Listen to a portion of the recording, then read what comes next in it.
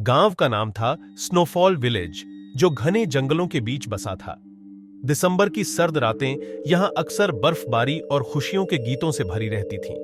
लेकिन इस बार कुछ अलग था। जंगल के अंदर से अजीब सी फुसफुसाहटें आ रही थीं। कुछ कहानियां गांव वालों के बीच घूम रही थीं।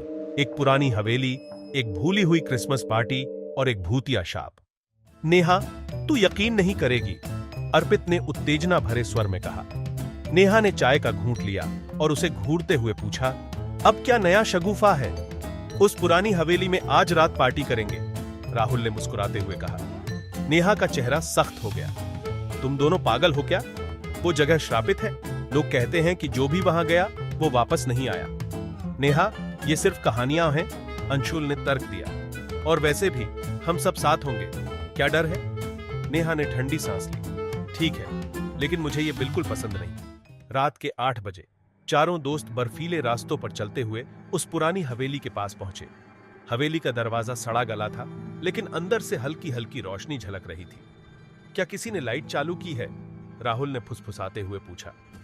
असंभव, अंशुल ने कहा। यह जगह पिछले 20 सालों से बंद है। चारों ने सावधानी से दरवाजा खोला।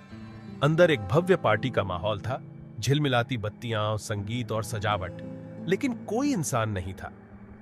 यह सब कैसे हो सकता है? नेहा ने सहमे हुए स्वर में पूछा। शायद किसी ने यहां क्रिसमस की पार्टी दी होगी, अर्पित ने अनुमान लगाया। तभी एक आवाज आई, स्वागत है। चारों चौंक गए। सामने एक बुजुर्ग महिला खड़ी थी जो सफेद साड़ी पहने हुए थी। उसकी आंखों में अजीब चमक थी। मैं मिस मार्था हूं, आप सभी मेहमान हैं। उसकी आवाज धीमी लेकिन रहस्यमयी थी। क्या हम यहां गलत जगह आ गए हैं? राहुल ने धीरे से पूछा।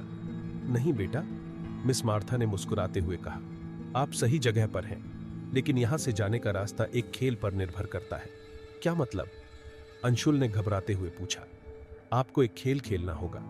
अगर जीत गए तो आप जीवित बाहर चले जाएंगे, लेकिन हार गए।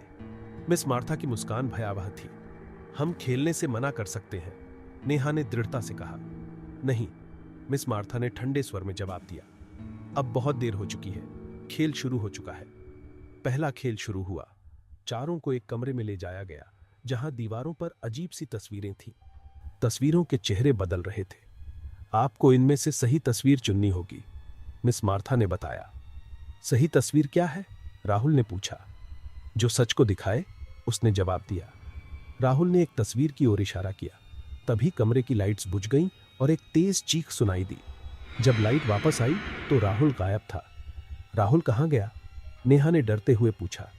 यह खेल का हिस्सा है, उसे ढूंढो, मिस मार्था ने ठंडे स्वर में कहा।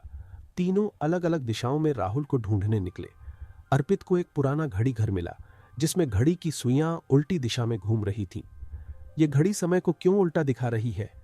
अर्पित बड़बड़ाया। तभी उसके पीछे किसी के कदमों की आवाज आई। नेहा को एक बड़ा दर्पण दिखा। दर्पण में उसने देखा कि राहुल उसके पीछे खड़ा है। उसने डरते हुए पूछा, राहुल, तुम ठीक हो?